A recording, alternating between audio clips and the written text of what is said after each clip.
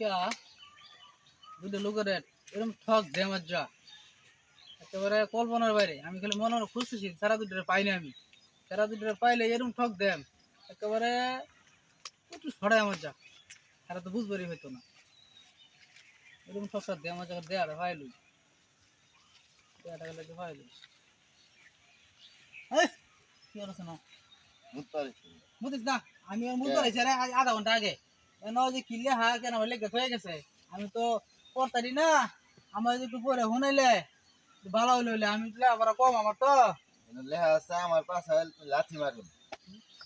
তুমি আমার লাথি মারো কে? আমি তোর পিছনে কি লেখা আছে আমি তো হেডে কইতেছি লেহা আছে আমার পাশে লাথি মারবেন। আমার দোষ?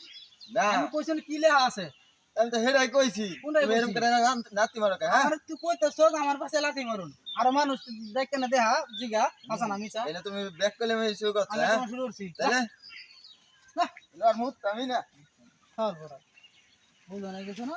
আমারও তো আমার পাশে লাথি মারুন, আমি লাথি মারছি না, আমার দোষ হয়ে গেছে। পাগল সকল কত লইছে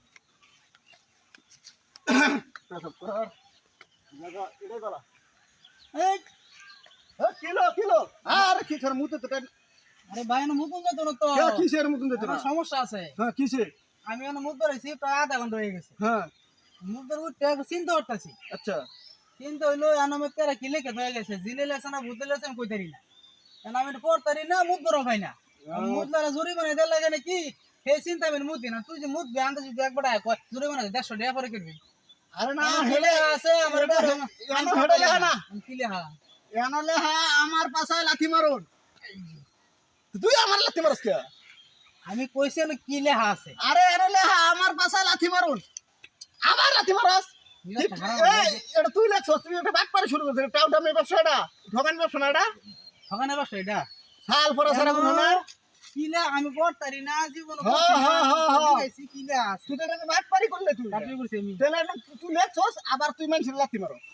আমি লাথি মারছি তাহলে তুই তো আমার কইতি আমার কাছে লাথি মারুন। আরে এনো লেহা এটা কইলাম। এনো এটা লেখা আছে, হ্যাঁ হ্যাঁ হ্যাঁ আমার বুঝার কমে তো তুই জানিস এনো লেখা আছে আমার কাছে লাথি মারুন। তুই আমি কইতেছি যে আমার পাশে লাথি মারুন, তুই আমার পাশে লাথি মারতেছিস জানতাছিস এনো লেহা এটা। তুই ভাই আমার সরাসরি কইলে আমার কাছে লাথি মারুন।